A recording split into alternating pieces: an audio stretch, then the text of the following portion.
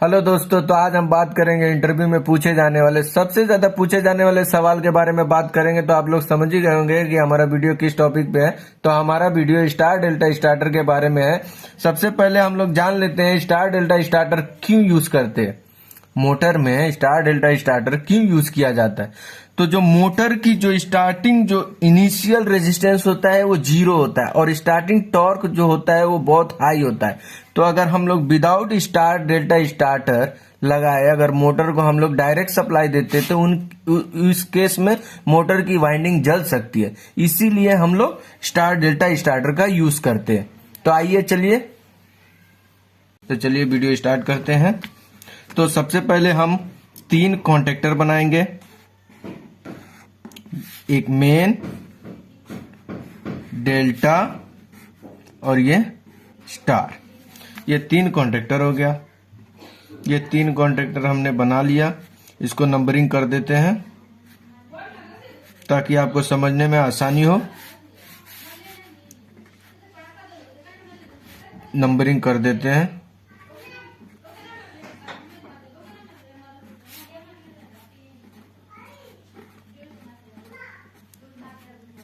ये नंबरिंग कर दिए हम लोग।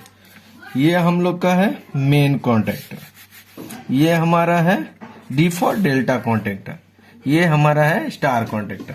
तो चलिए स्टार्ट करते हैं पावर वायरिंग। सबसे पहले आर वाई बी, ये 3 फेस कनेक्ट हो गया। सबसे पहले हम लोग मेन में कनेक्ट करते हैं, उसके बाद से फिर हम लोग आगे बढ़ते हैं।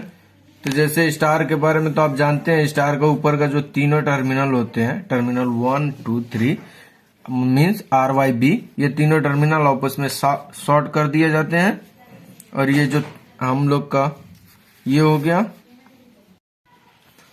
हाँ, तो दोस्तों सबसे पहले जो सप्लाई हमारी कनेक्ट होती है वो मेन में कनेक्ट कर दिया जाता है सप्लाई को। फिर मेन से जो सप्लाई निकलती है, 3 हमारी सप्लाई जो निकलती है आर वाई बी, ये तीनों सप्लाई जो मोटर के टर्मिनल्स में कनेक्ट कर दिए जाते हैं। तो आप लोगों ने मोटर तो देखा ही होगा कि मोटर में ऐसे ये हमारी मोटर है। मोटर में हमारी 6 टर्मिनल्स होती है, 6 टर्मिनल्स होती है। ये 6 जो टर्मिनल्स हैं, ये एक साइड मेन का जो कॉन्टेक्टर से जो वायर हमारा आ रहा है वो एक टर्मिनल में कनेक्ट कर दिया जाता है। ठीक है, ये ऐसा कनेक्ट हो गया। अभी जो हमारी जो 3 टर्मिनल्स बची हुई हैं, ये हमारी जो 3 टर्मिनल्स हैं, ये डेल्टा से हम लोगों ने कनेक्ट कर दिया। ये हमारा आर हो गया, ये हमारा वाई हो गया और ये हमारा बी हो गया। ये कनेक्ट कर दिया जाता है। अब जो यहीं से हमारी होती है, जो स्टार की होती है, ये स्टार को यहीं से लूप कर देते हैं। ये हमारा स्टार का हो गया, ये हम यहां लूप कर देते हैं स्टार के लिए। ये हम लोगों ने स्टार के लिए लूप कर दिया। अब ये कॉन्ट्रैक्टर चलाने के लिए हम लोग सप्लाई ले लेते हैं। तो यही मेन से हम लोग इसके लिए सप्लाई ले लेंगे और डेल्टा में कनेक्ट कर देंगे। ये कनेक्ट कर देते हैं।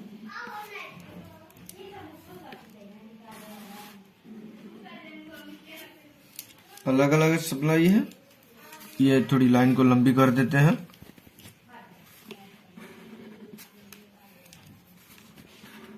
ये हम लोग का लोड हो गया।